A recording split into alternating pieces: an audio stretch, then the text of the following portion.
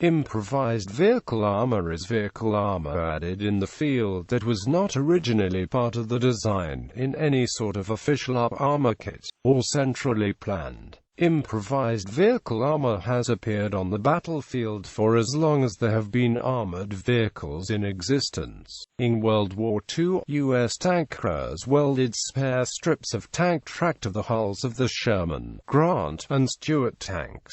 In the Vietnam War, U.S. gun trucks were reinforced with sandbags and locally fabricated steel armor plate.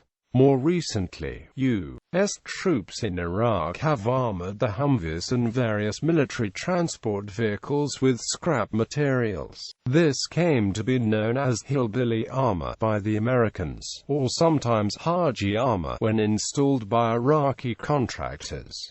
World War I. In effect, the first armored cars to see combat were entirely improvised, although this soon changed as the war continued. A few were used by the Belgian army during the German invasion. The British Royal Naval Air Service received reports of this and converted some of their own cars. Improvised conversion continued until December 1914, when the first standardized design entered service.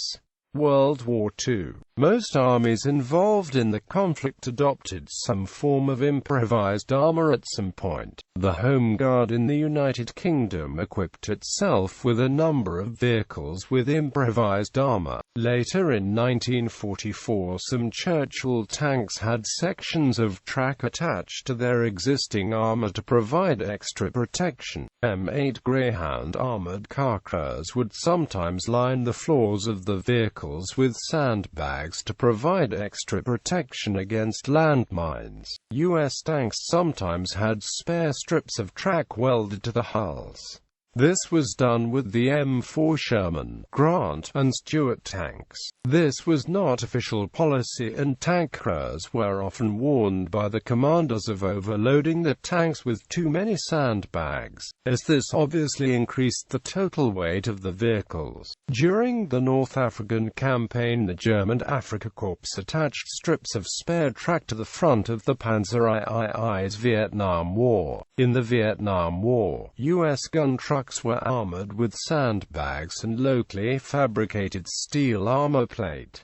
Iraq War. In post-invasion Iraq, improvised vehicle armor is colloquially referred to as hillbilly armor, farmer armor, or Haji armor by American troops. When American troops first took Baghdad, only the U.S. military police had fully armored vehicles. During the occupation that followed the 2003 invasion that toppled Saddam Hussein's regime, insurgent forces deployed roadside bombs, RPG teams, and snipers with small arms to attack military vehicles on supply convoys and other known routes. To protect themselves from these threats, American troops began reinforcing the Humvees, LMTVs, and other vehicles with whatever was available, including scrap metal, Kevlar blankets and vests, compromised ballistic glass and plywood. In some cases they relied on Iraqis to assist them in these efforts, and referred to the result as Haji armor. They were also officially advised to line the floors of the Humvees with sandbags to deaden the impact of landmine explosions. Some officers in Iraq were disciplined over the refusal to carry out missions in what they considered improperly armored vehicles. Hungarian troops were said to be covering the non-armored Mercedes-Benz G-Class vehicles with ballistic vests on the outside. Militaries supplied up armor.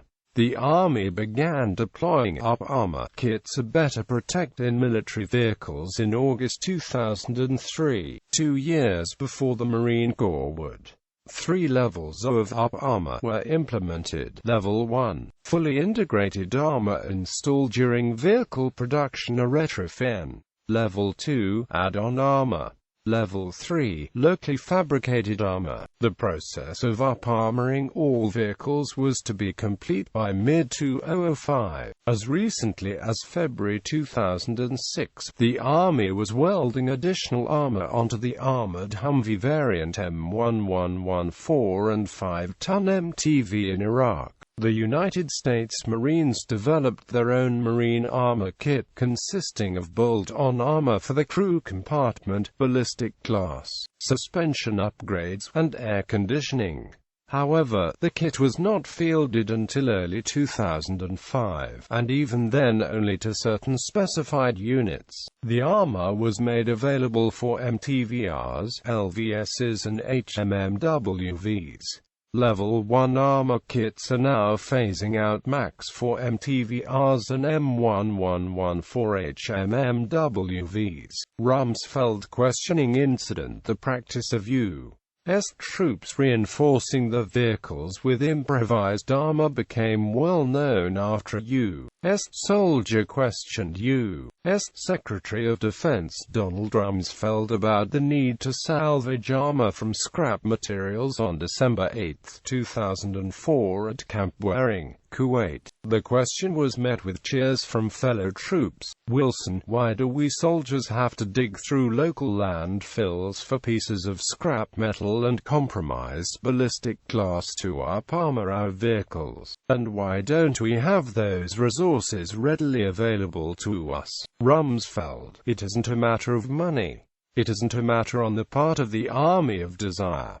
It's a matter of production and capability of doing it. As you know, you go to war with the army you have, not the army you might want to wish to have at a later time. You can have all the armor in the world on a tank and be blown up. Rumsfeld was paying a visit to approximately 2,300 troops on the eve of the deployment across the border to Iraq. Specialist Thomas Wilson of the 278th Regimental Combat Team asked the question, but it was later revealed that Lee Pitts, an embedded reporter for the Chattanooga Times Free Press, had asked Wilson to make the inquiry. Several related questions were asked of Rumsfeld by other troops. Some of Wilson's fellow soldiers and commanders supported his inquiry in later interviews. Col. John Zimmerman, staff judge advocate of Wilson's unit, said that 95% of the unit's 300 vehicles lacked appropriate armor, and suggested that it was the result of a double standard used to equip the National Guard as compared with active duty forces. On December 9, 2004, President George W. Bush responded to the incident, saying that the expressed concerns were being addressed. On December 10,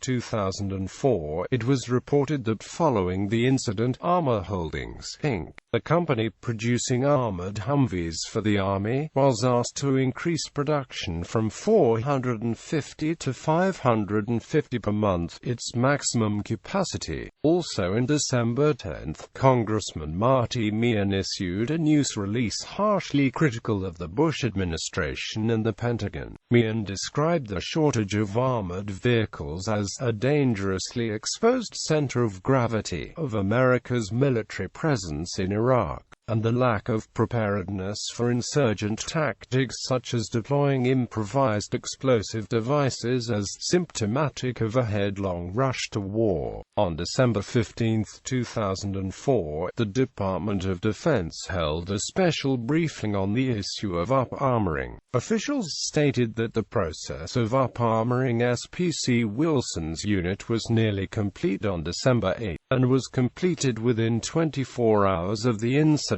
Brig. Gen. Jeff Sorensen, Deputy for Acquisition Systems Management, stated during the briefing that fully armored vehicles had been isolated and destroyed in the former Soviet Union's campaigns in Afghanistan and Chechnya, and that the hearts and minds aspect of the Army's counterinsurgency efforts would be negatively impacted were soldiers to remain isolated from the populace in fully armored vehicles. Aftermath. The incident sparked criticism of Rumsfeld, and led some to question the nation's commitment to its troops. Libyan Civil War. During the 2011 Libyan Civil War, anti-Gaddafi forces were seen operating T-55 tanks and technicals with improvised armor mounted on them, likely in an attempt to improve survivability against superior Libyan army hardware such as T-72 tanks. War in Donbass. During the war in Donbass, units on both sides of the conflict have improvised armor added to vehicles like the BTR-80. The Azov battalion has developed their own vehicle, the Azov, similar to the Russian BMP-T Terminator. ISIS conflict and the Syrian civil war. In the role in the ongoing Syrian Kurdish Islamist conflict and Syrian civil war and finding themselves lacking in the amount of modern armor, members of the Kurdistan Peshmerga and People's Protection units were reported to have fabricated homemade armored fighting vehicles of widely varying designs to fight ISIS militants, who are armed with captured modern armor. Many of the improvised vehicles were converted tractors and farm equipment fitted with Soviet-era guns, some with elaborate paint schemes and designs. Western commentators and reporters have likened the appearance of some of these vehicles as like the makeshift vehicles featured in the Mad Max post-apocalyptic action multimedia franchise. The Allied Free Syrian Army rebels have also been reported to have fashioned similar makeshift armored fighting vehicles. Non-military use. During the 1984 UK miners' strike, buses used for transporting strikebreakers to work were armored against attacks by strikers by fitting metal bars to the windows. These improvised armored buses were nicknamed battle buses. In recent years, some storm chasers in the United States have developed purpose-made tornado intercept vehicles designed to survive the hostile environment inside a tornado. These vehicles are built on truck and SUV chassis with heavy armor shells built onto them consisting of steel, Kevlar, polycarbonate, and rhino linings to protect against airborne debris. Drug gangs involved in the Mexican drug war have in a number of cases fitted improvised armor to heavy trucks.